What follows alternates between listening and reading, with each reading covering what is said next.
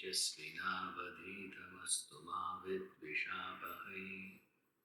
Om Shanti.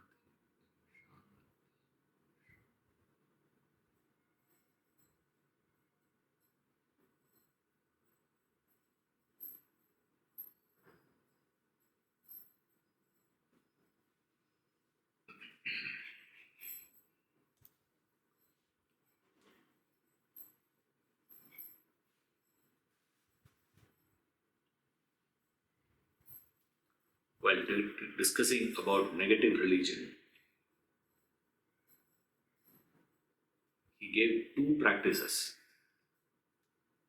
One is the practice of asanas, pranayama, all that. Another one is meditation. It's a fad, sweeping human race. Now, what is wrong with that? This is the basic question we get. The whole world is vouching for it. The whole world is speaking for it. And suddenly you see here, in a book, a person painting the picture in the category of negative religion.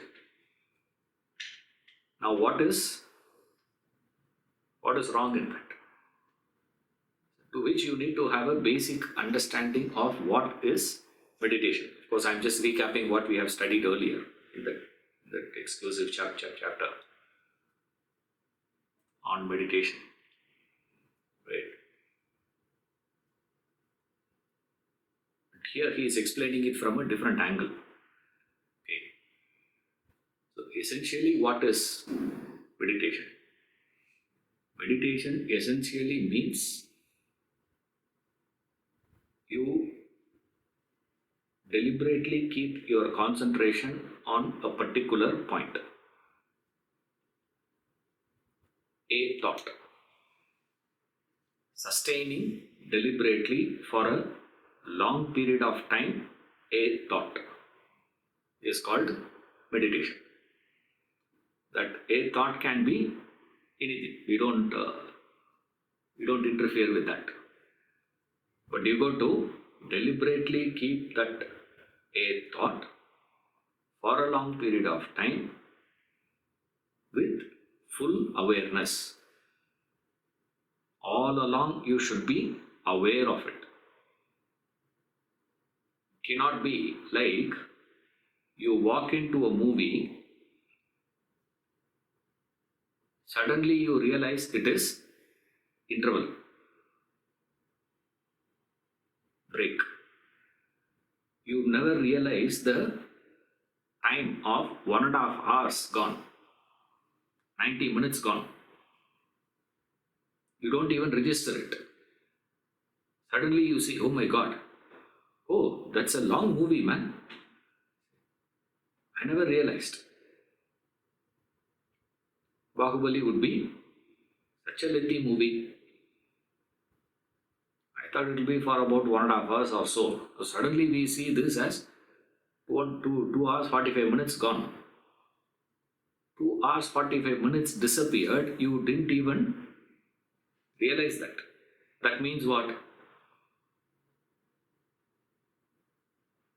You are not aware, that's all. Similarly, people would come and tell you, I sat for meditation, I closed my eyes, I opened my eyes, suddenly it is 2 hours gone. That means what? That means you had a good sleep. That's what it means. Only difference is what? Sleeping horizontal, sleeping vertical. There are two types of sleeping. Vertical sleep and horizontal sleep. A vertical sleep you cannot be bracketing. That is why this factor is very important. You deliberately choose to focus on a particular with full awareness. That particular can be anything. That one can be anything.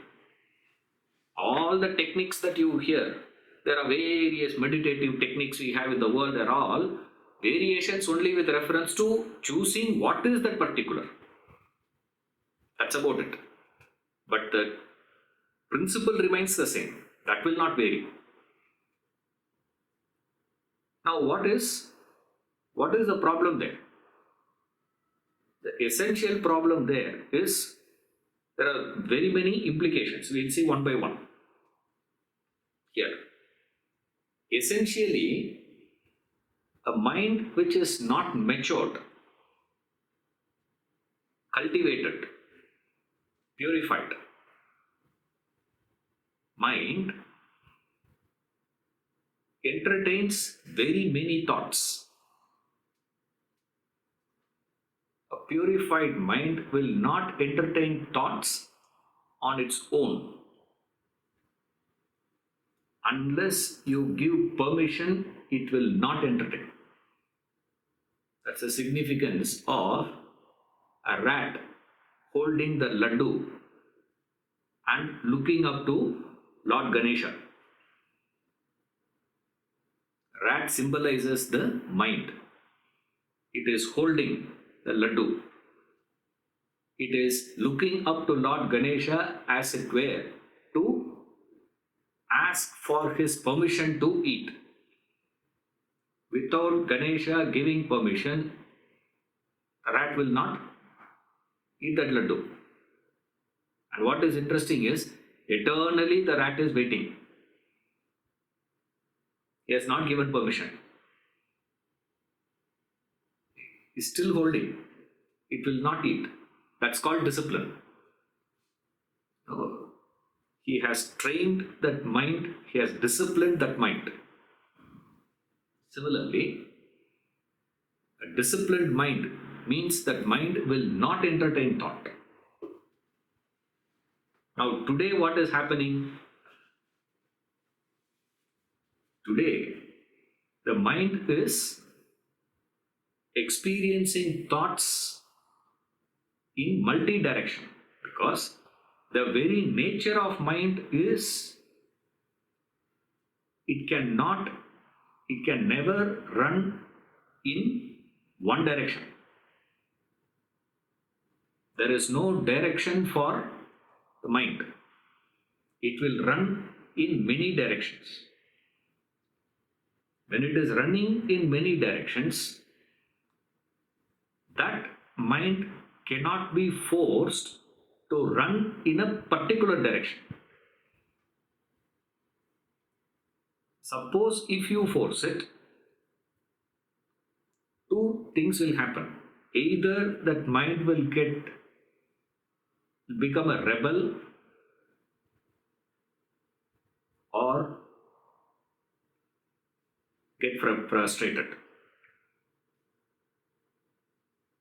Either it will suffer the disease of frustration, or it will start rebelling against that particular.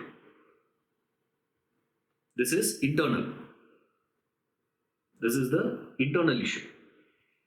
Remember these two basic points. Point number one, mind cannot run in singular direction. By itself, it cannot. Water always flows downwards.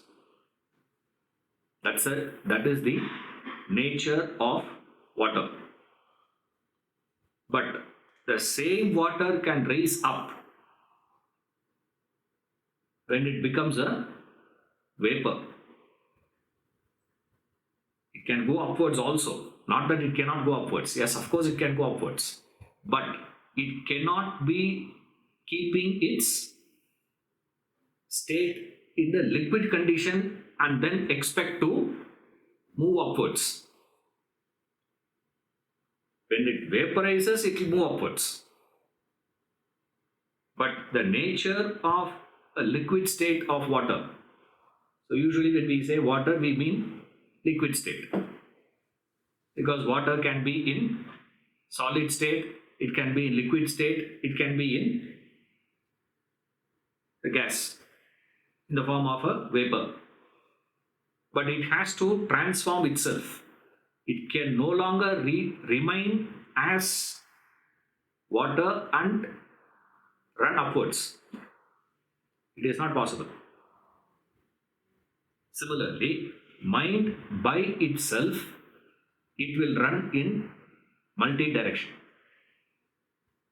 That mind, if you force, it will break. Break in the sense, either it will start rebelling, resisting, fighting, or it will get totally frustrated.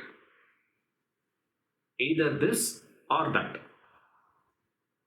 One. This is one side. Then there is another side to it. The practice of meditation can never be done by yourself. If you try to practice meditation at home, after 1 week you will stop. That is why you go to some external. You need that external environment. That environment you can call as a cave or an ashram or a temple or whatever name you want to call it.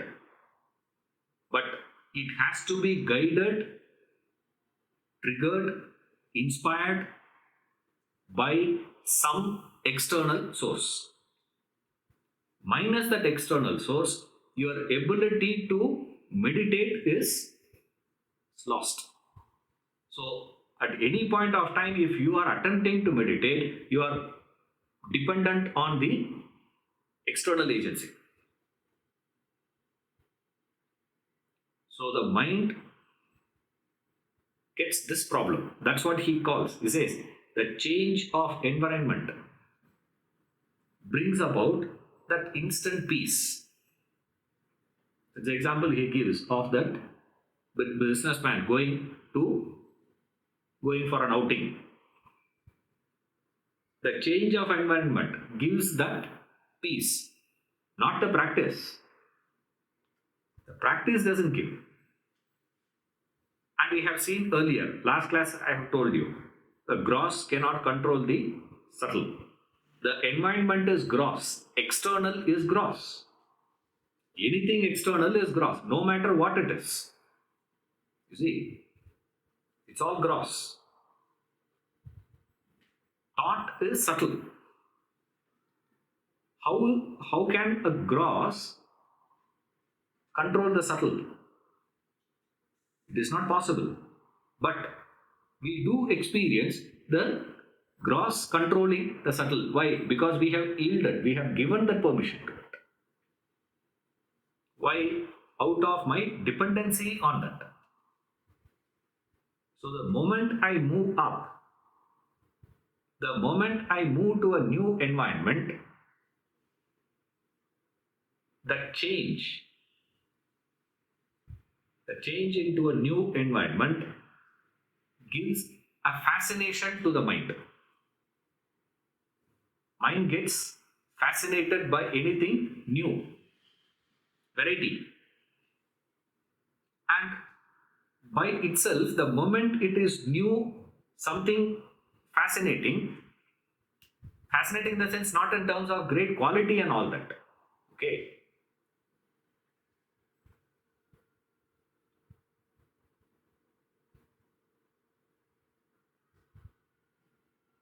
இப்போ தியானம்னு சொல்லிட்டு ஒருத்தர் ஒன்று பண்ணிட்டு இருக்காங்கன்னாக்க இதுல யாரை என்னன்னு சொல்றது? இதுல யாரு கரெக்ட் யாரு தப்புன்னு யார் சொல்றது?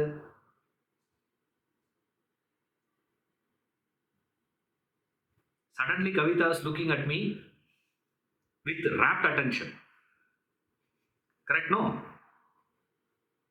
Huh? Why? Suddenly I started speaking a language which is not known to her. You see, I thought of speaking in Kannada, but I didn't want to take a chance. You see,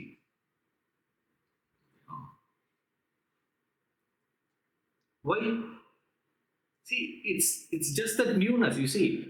For a few seconds, I spoke. Imagine if I would have continued for next 15 minutes, what she would have done?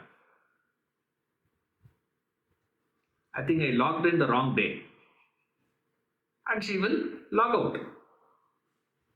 Correct? No. And she is nodding her head. Correct, sir.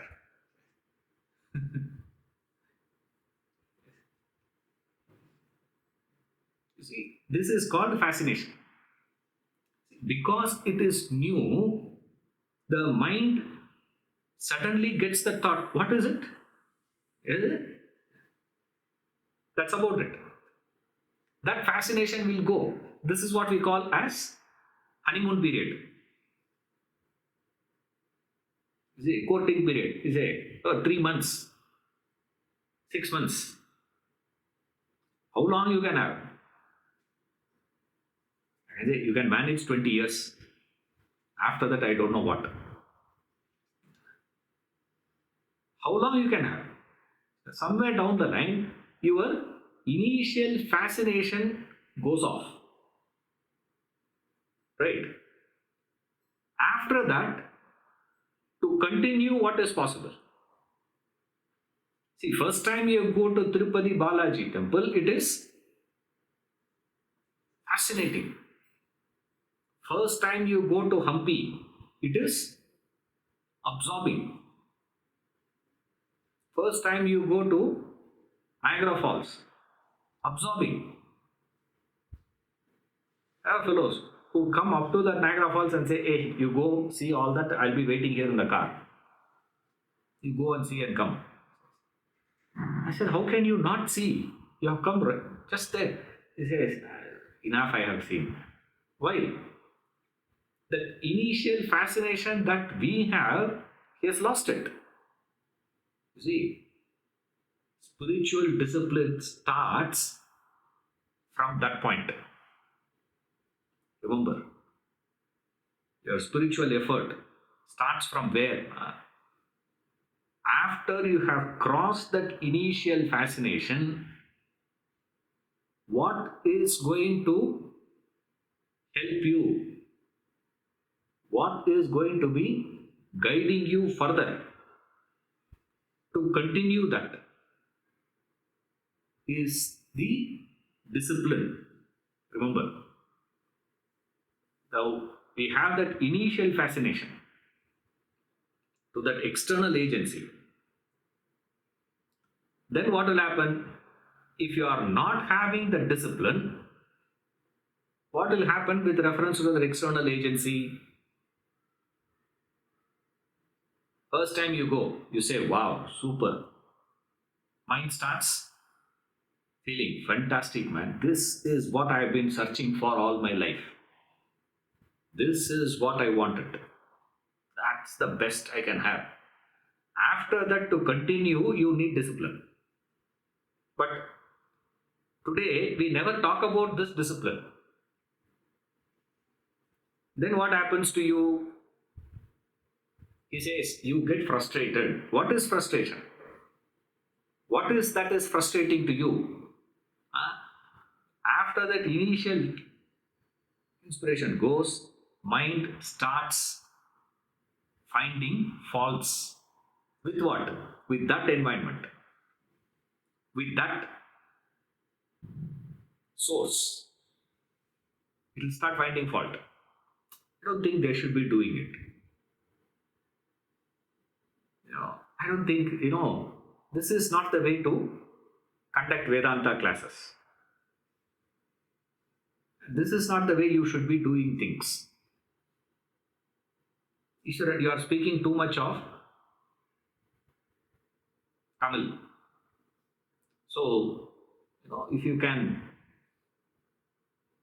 why don't you do like this? Why not this? Why not that? All those things that you consider to be corrected will start surfacing. All that will start coming.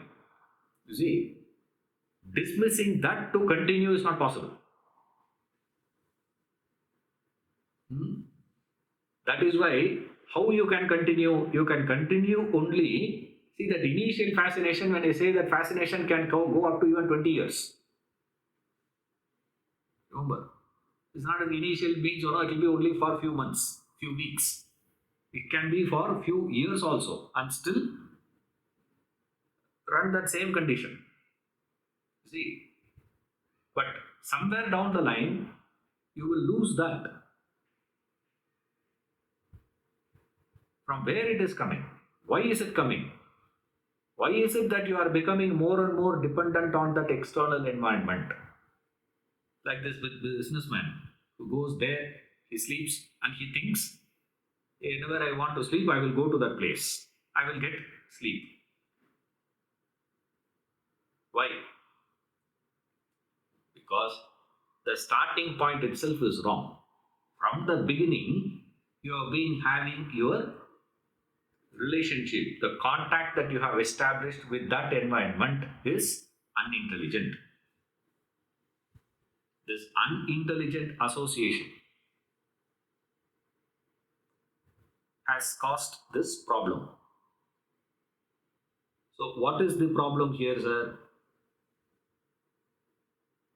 What is the frustration? What is the peace that I experience? I experienced a peace initially. What is that peace?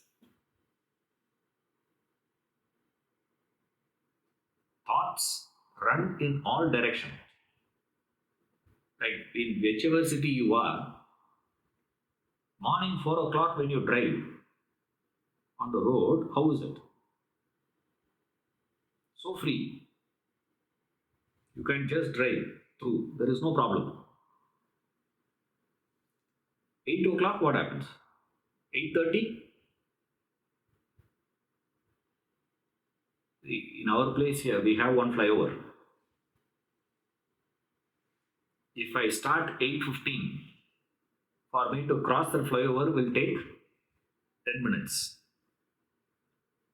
If I start at 8:20, to cross the flyover will take 20 minutes. Suddenly there is congestion. What is that congestion? There's a traffic congestion. What is traffic congestion? Too many vehicles coming from different directions. If all vehicles, lot of vehicles moving in the same direction, no problems. You will never find that traffic congestion. Will be moving. But suddenly what happens is too many things get stuck in a place. That stoppage is what is internally experienced by you as peace. You see, we do experience peace. That's why all those people who sit for meditation, they think they do feel that peace. And for us, ultimate authority is our personal experience. People will say, Ishwaran, maybe you don't know how to meditate. Right? Maybe you have never tried. And some of them will go and say, you and your guru, both of you don't know meditation. That is why, don't. Come to me, I will teach you. You sit. And then tell me, what was the peace that you have experienced? Did you not experience that peace? What is that peace? Earlier, too many vehicles moving in different directions, there is so much of chaos. Now, all vehicles have come to standstill. But it's not a smooth flow of traffic. It is congestion. That congestion is what is experienced. Running in all directions. When thoughts are running in all directions, how can you focus? How can you concentrate? When you cannot even concentrate, how can you sit for a concentrated concentration?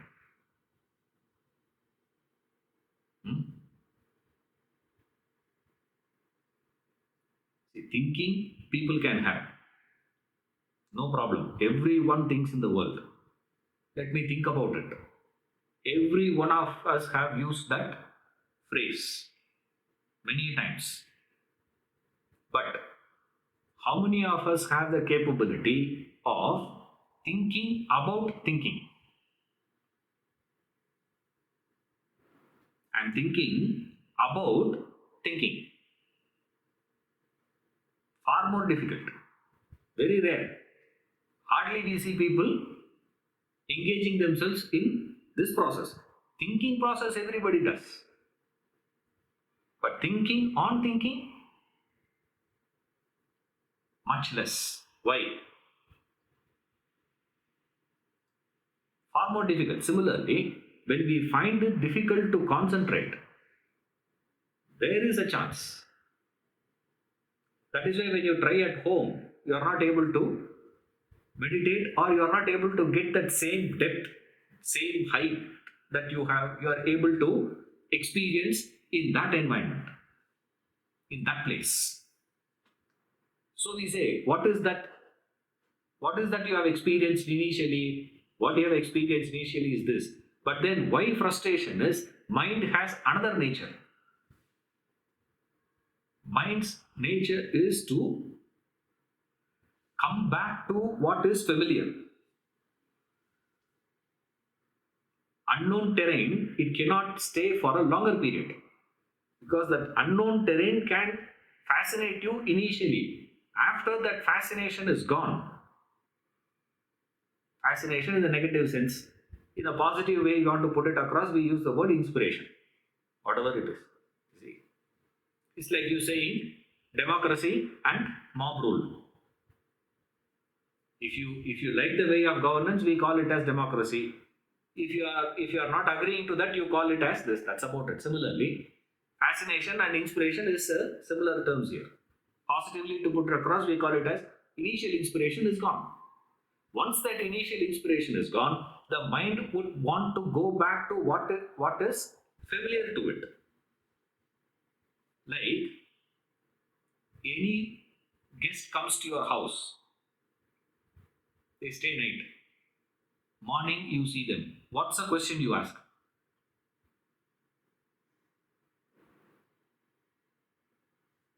Did you have a good sleep? Correct? Have you ever asked it to your people in the house?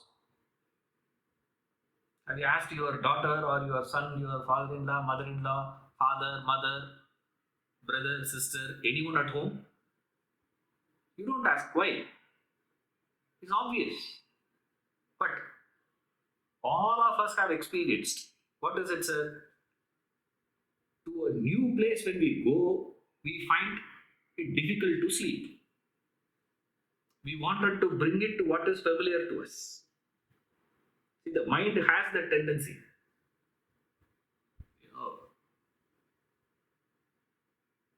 My father, even if he goes for a wedding, night he has to come home to sleep. Say, uncle, stay here. No, we'll book a room for you. He said, no. I will go home, sleep. Next day morning I'll come again. And it is 35 kilometers. He has to travel, come back. He will sleep here and then go next day morning again. Why you do that? He can't sleep. In a new house, you can't sleep. That's why when you shift to a new house also, you have bought a house. You shift to a new house, you can't sleep. After few days, few weeks, few months, you don't have that problem. Why you are not having the problem after that?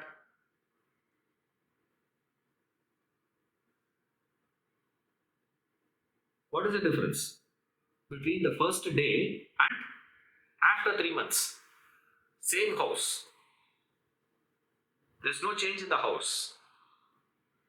But there is a change in inside you. What is that? Now you have deposited enough thoughts in you by claiming ownership to it. My house, my house, my house, my house. Such thoughts have been deposited so much. Now it has become familiar to you. What is familiar to you? Wherever you have deposited thoughts, it's mine becomes familiar. Once it becomes familiar, no problem to you. Now, when you go to a new terrain, new environment, the problem is what?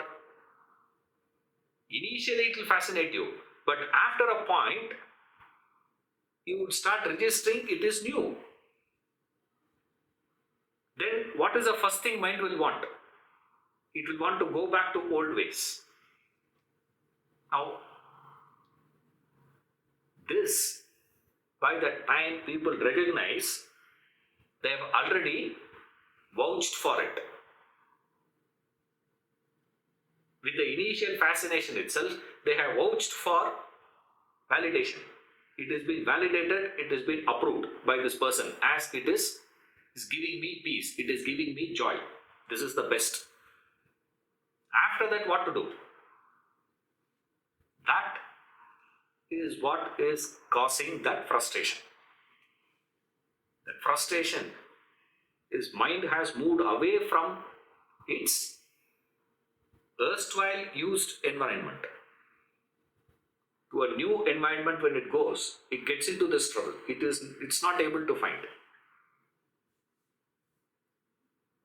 Why? Because the likes and dislikes starts coming up. No.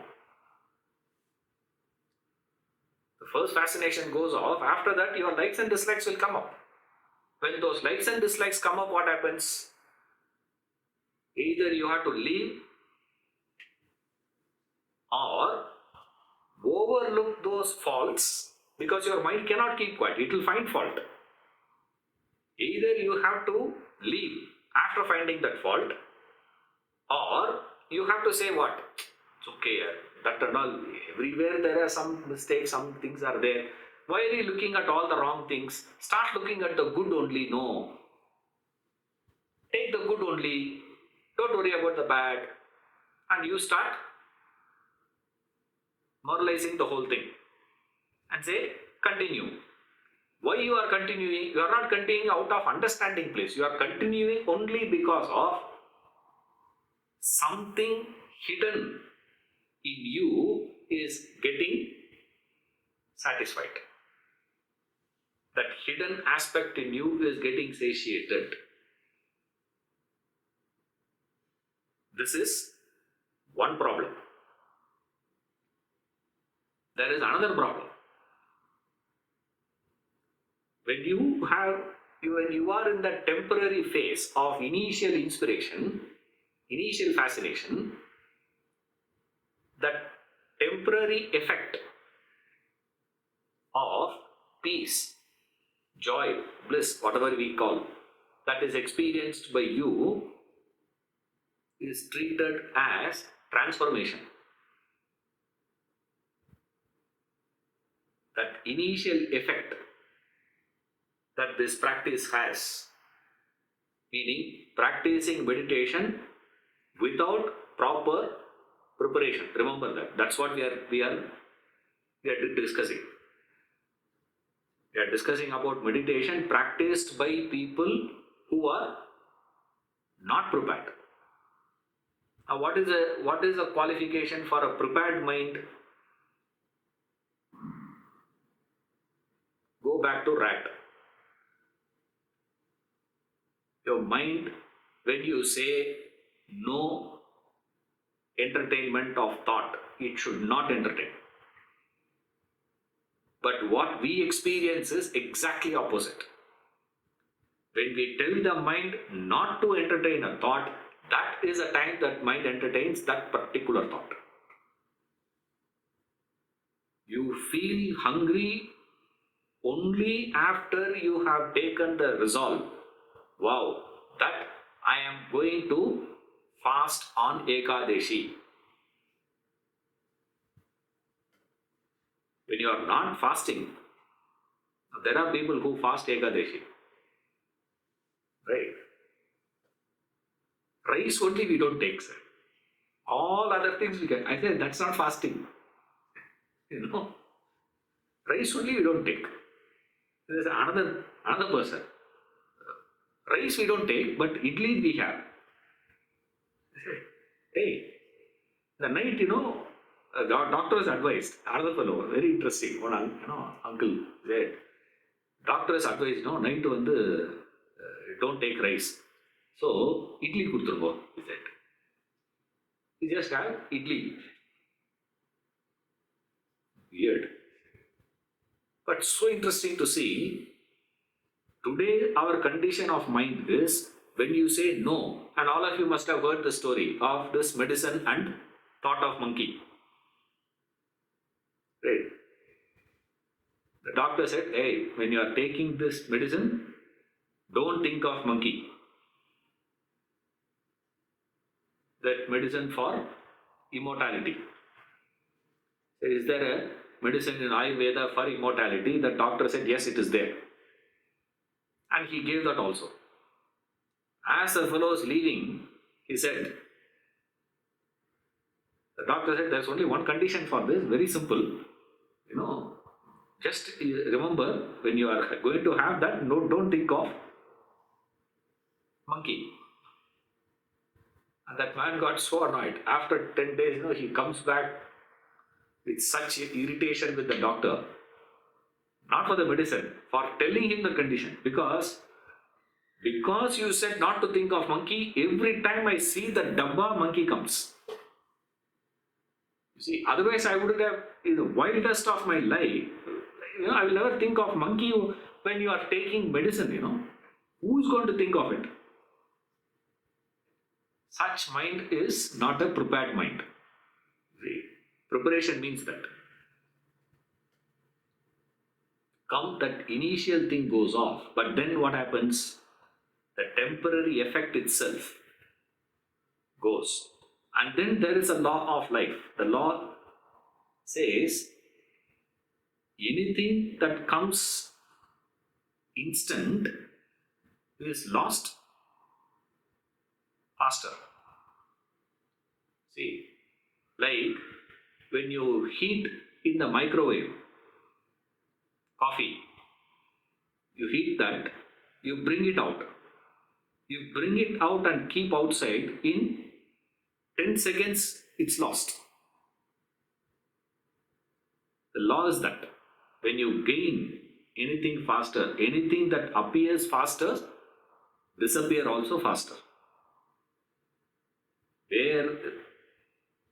Wherever there is a instant gratification, there will be gate crash. You see that? All this works together. The temporary is taken as transformation. And that instant thing coming so fast disappears also fast. But then there is a weakness we have got.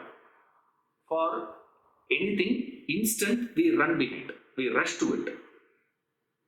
We would love to grab it as much as possible, as quickly as possible. But then the problem is what? More you strive to gratify, you quickly lose it. And that loss of it, which you have experienced earlier, and not able to get back that same thing. Also, that problem of dependency, but at the same time, you do not want the dependency. Also, you want that permanency of the new. Also, you want that permanent to be that new to become old quickly, not possible. All this conflicting things you would be experiencing in that. That conflicting things that you are experiencing is what he calls as frustration. It leads to frustration completely. You get frustrated. People get plunged into it and they lose the whole thing. They get that frustration. What is the frustration? This is the frustration. There are so many things wanting this because mind wants instant solutions. It says, give me solution now. Don't talk all this. That's why this Vedanta class will never become popular. Why? Because it's not instant. You study and study and study. And today, we want to accelerate that. And we have started feeding that. And we wanted to make it faster and faster and faster and faster. And what is so interesting is the speed in which the mind wanting to grab things is taken as efficiency in life. That's this weakness of mind is passed on as efficiency. And we want things to happen quickly. And in nature, in life, there is no such thing called speed. There is a pace. It happens in that same pace. The child wants to become adult quickly, isn't it? People want to become rich quickly. We want to get results quickly. That's speed.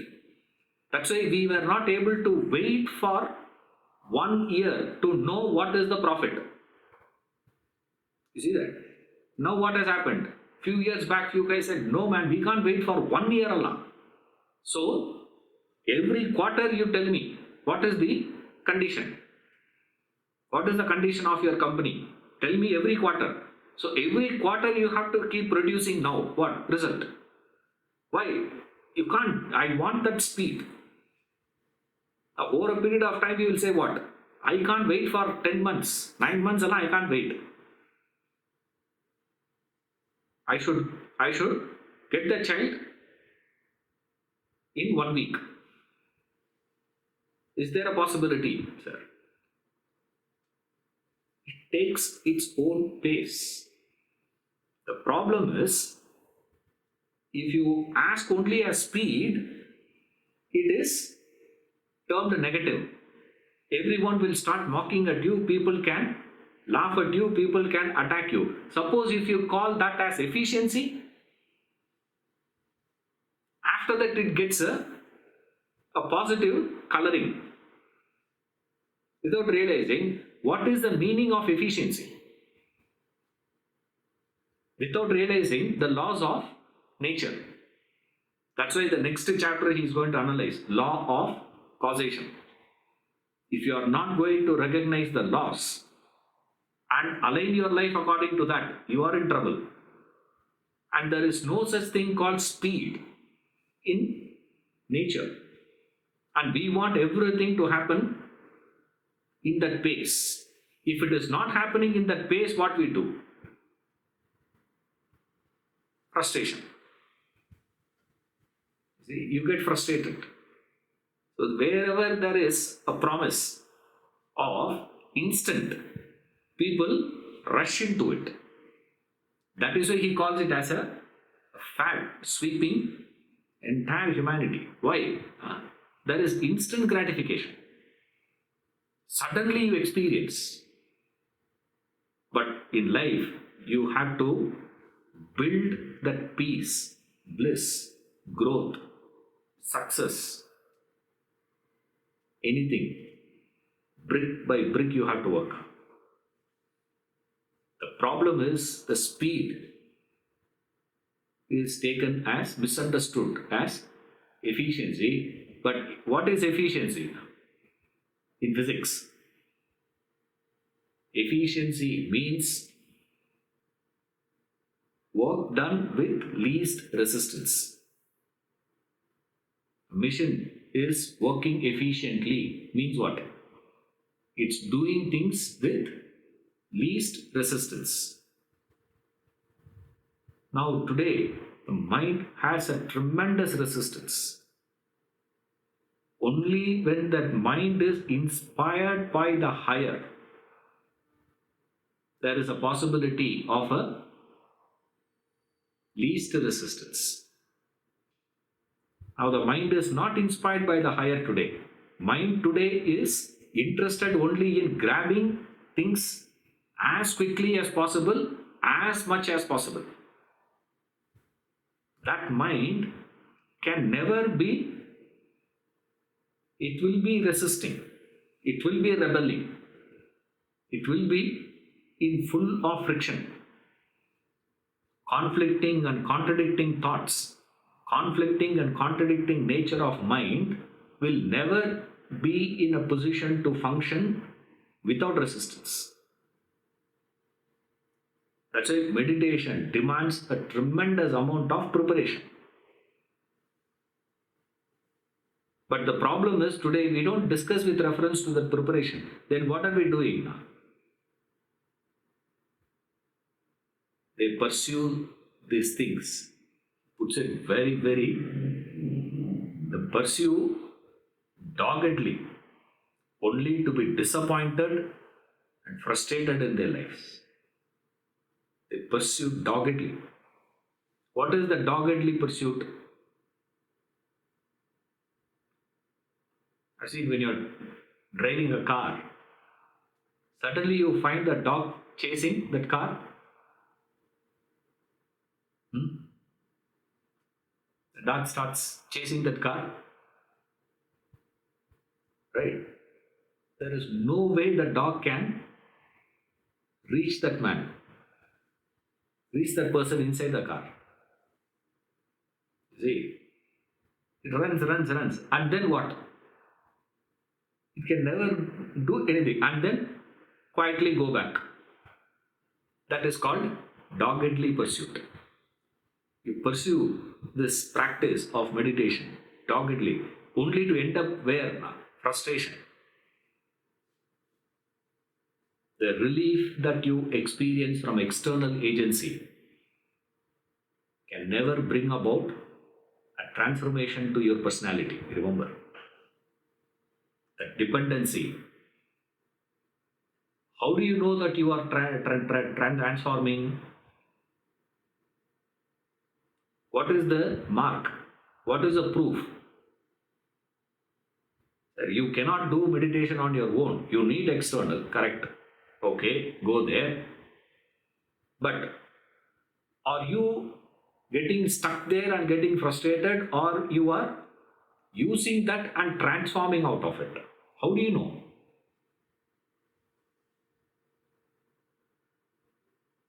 The proof is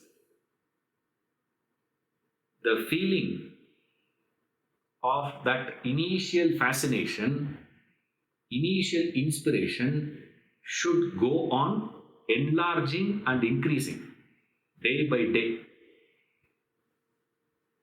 Day by day it should go on increasing. That fascination should increase. The fascination is increasing, or the feeling is lost after repeated contact. Like you go to a temple the first day and you go to the temple after 60 days. What happens? That is why you go to these astrologers and all those people, they'll tell you, go and do this every day for next 48 days. Next 3 months, what are you supposed to do? Go to that river, take a bath in that river for next 3 months. October, November, December. Middle of October, November, December, January. What you are supposed to do? You are supposed to go to that river and take bath there. First day you will have inspiration. Second day, third day, fourth day, what should happen to you? If you are maintaining that properly, if your contact is intelligent enough, if you are using it appropriately, that inspiration should increase. Increase of inspiration means what? You would want to do it more and more and more. You should be increasing the duration of meditation more and more and more. Are you able to do that? Is the quick question. Sir, 20 minutes morning, 20 minutes evening. That we do. That's it. And rest of the day, we have other things to do. No. Other priorities are there. No? What about family then? What about my business then? This is called conflicting things. Because during meditation time, you are thinking of what? See, this is the real problem of this. We will see that in the next point. When we see impediments in spiritual path, we will see there. That conflict is a big problem. What is a conflict? In that seat of meditation, what are you saying? What are you doing? God alone. God is important. World is not. God is greater than the world. God is greater than the world. God is greater than the world. God is greater than the world. 20 minutes. Rest of the day, what are you doing? World is greater than God. See, first priority is what? Let me take care of. See, we should settle down that child, you see. What is supposed to do? Get my son married. That's all I wanted, sir. Once the son is married, after that, I am free. Get married. Yeah, you are free. For how long? 1 year. After that, they bring one sweet box. They bring the sweet box, I know. Okay. Finished. See. Now what now? We are expecting tragedy. Then what? Child. And then what? Grandchild. By the time that fellow grows, again same procedure, no? Same process. Put them to sleep, wake them up and do this. And then what? Again they got to grow. They have to go to school and then the tuition and then their sports and then this, that. All that you have to do. And then what? He has to go to college. They have to study or she has to study. And then what? Granddaughter's wedding. Meditation still continues for how long? If at all you continue that for how long? Your increased inspiration means you should be wanting to do that more and more. That's called inspiration. Sir, I am fascinated by a car means you will go on looking for opportunities and creating opportunities to experience that car, isn't it? Either by Google, in Google search engine, if we see that fellow will be, search history will prove what? All that will be about cars. And then he comes outside on the road.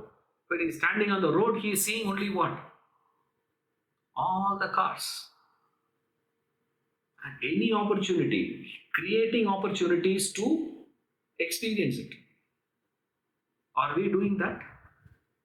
Or that inspiration slowly comes down and finds its level, settles down.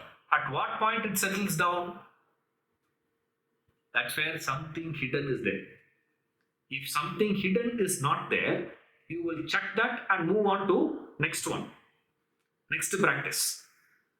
See, this technique of meditation doesn't work.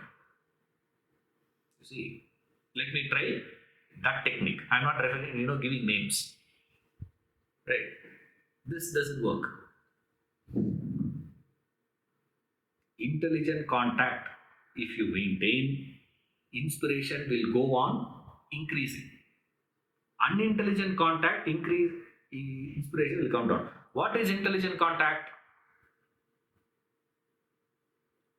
I contact this. I sit for meditation for the sake of realization. That is intelligent contact. Unintelligent contact is what? Anything other than that you do meditation is unintelligent contact. So over a period of time, Any association that you develop for a material gain or some solace, that's all. Relationship you maintain only for what? Contact. You do it either for some material gain or physical gain, which we have seen that earlier.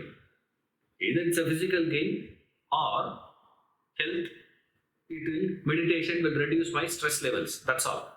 Okay. With the reduced stress level, what are you going to do? I can work more, earn more. So agenda is what? Final thing what I'm expecting is, with the reduction of stress in me, what I'm going to do with that. So agenda is what? Material. Or I'm so disturbed, I'm so agitated. Meditation gives me that peace, solace. If you contact for these things, that's called unintelligent, where your intellect doesn't play any role. In the intelligent contact alone, your intellect plays a role there. Otherwise, the same thing you get bored. See, that is an agitated mind always finds a charm in instant relief. The mind is agitated. It will want instant relief. It will get attracted to that. The thoughts crisscrossing, don't know which direction to take. It is intellect that is guiding the mind to move in a singular direction. One thing. Desires means what? No, it means conflicting thoughts. That's all. So whenever we use the word desires, always remember this. Wherever they say the word desire, kamaha, when they use, it means conflicting thoughts. Don't we need desires? When a person says, immediately you have to ask him what? It's like asking, don't we need conflicting thoughts?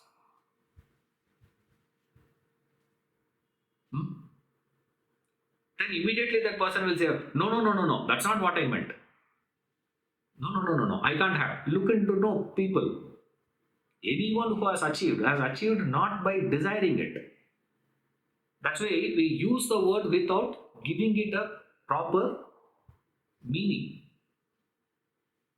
You see, it is a technical word. Desire is a technical word. Kamaha is a technical word. Now, what is the meaning of that? Kamaha. Not in the colloquial way that we use.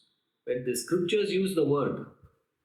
So, when you have to work on this meditation, he says, instead of eliminating the thoughts, what is the agenda for these people? He says, they attempt to subdue the thoughts. They subdue the thoughts, meaning temporarily quieten the desire or its effects. Subduing means that. Yes, the meditation practice of these people, it is subduing it. They subdue it. What is subduing? How do you subdue the desires? Subduing means what? Means temporarily quietening the desire. Right? Temporarily quietening that conflicting thoughts. Thoughts running in all directions. You go to temporarily quieten it. How do you quieten it?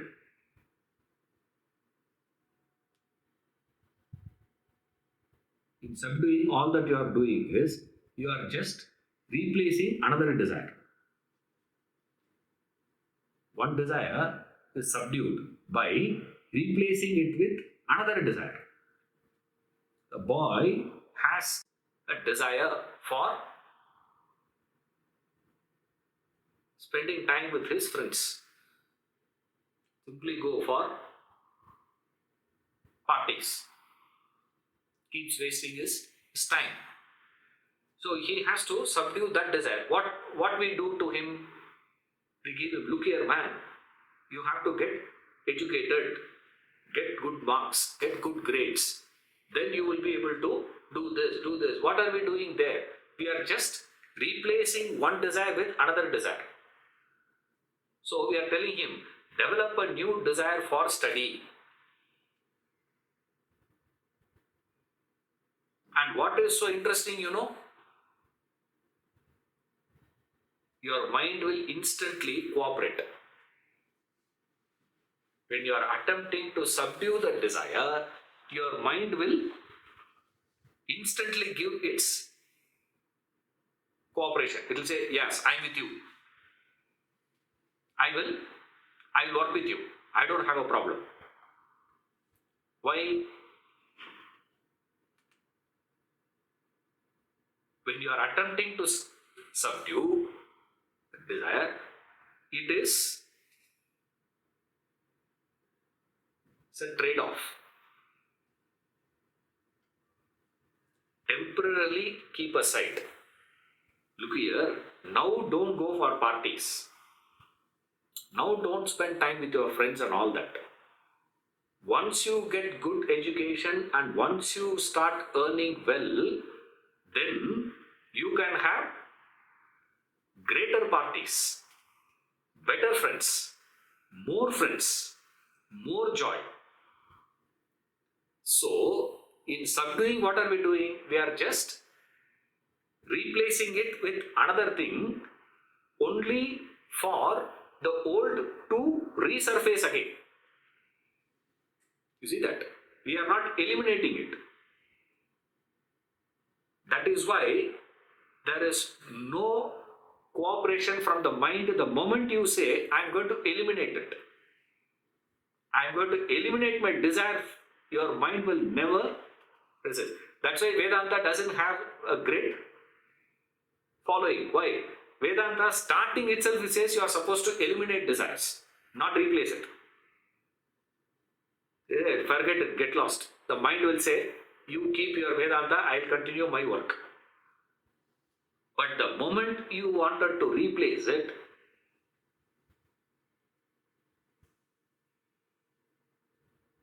it will not. Your mind will never allow extermination of your desires. Because extermination is possible only when you move up to another level.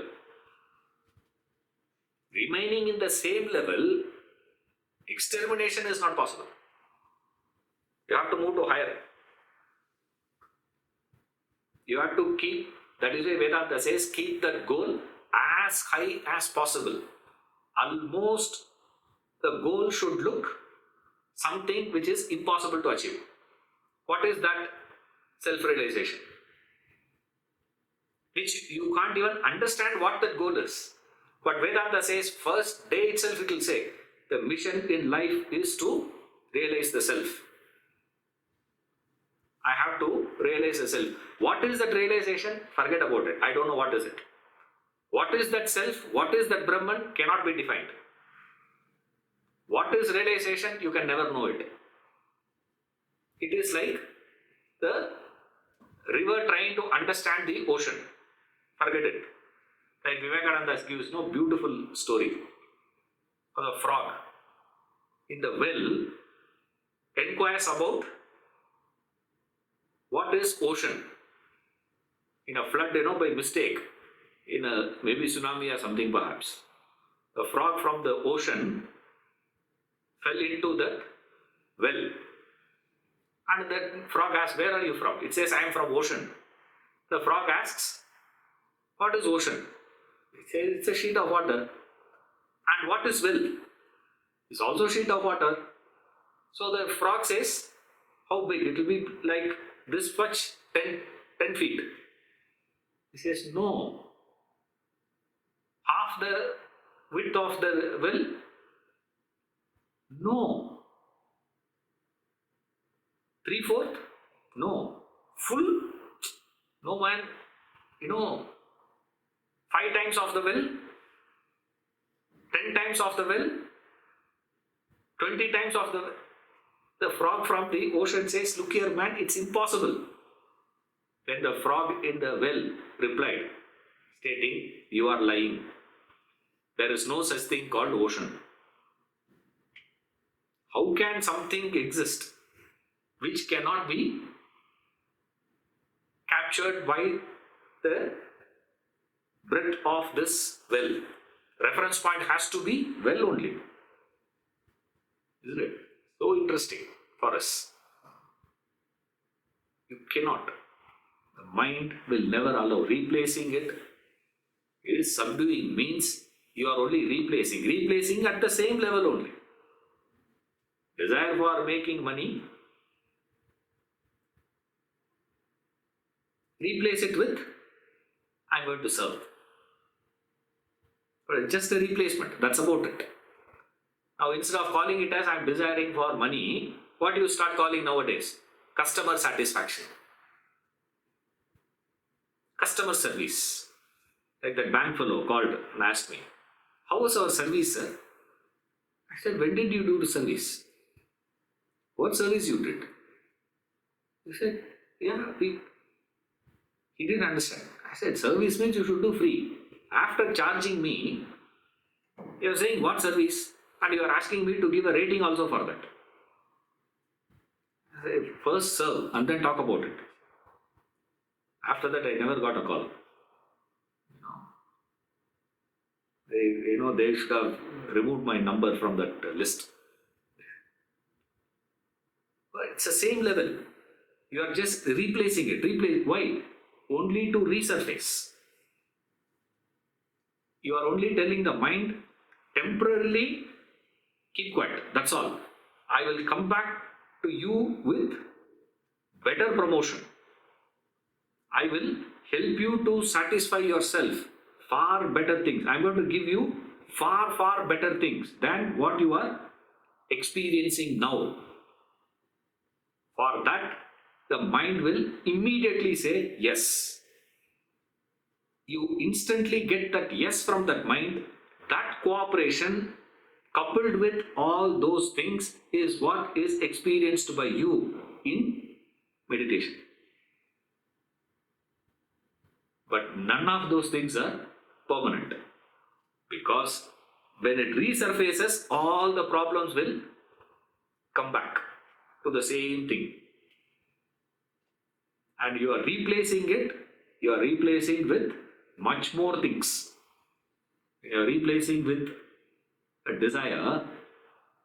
Remember, always the replacement happens with a moral tinge. This is the greatest danger. The greatest danger here is when I replace it, I give it a moral and ethical coloring to that new thing, and it will look holy. And Ramtirtha calls it works exactly like rheumatism, he says.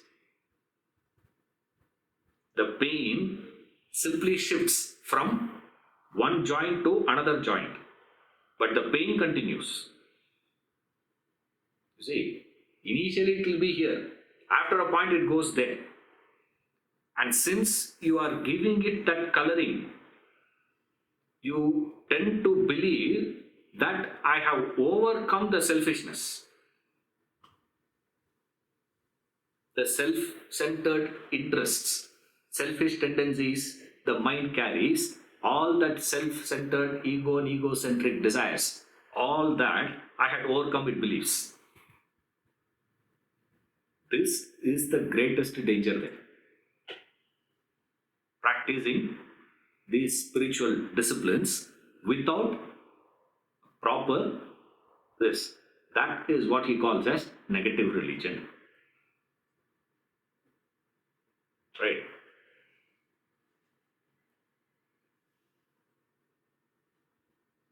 We'll see in the next class.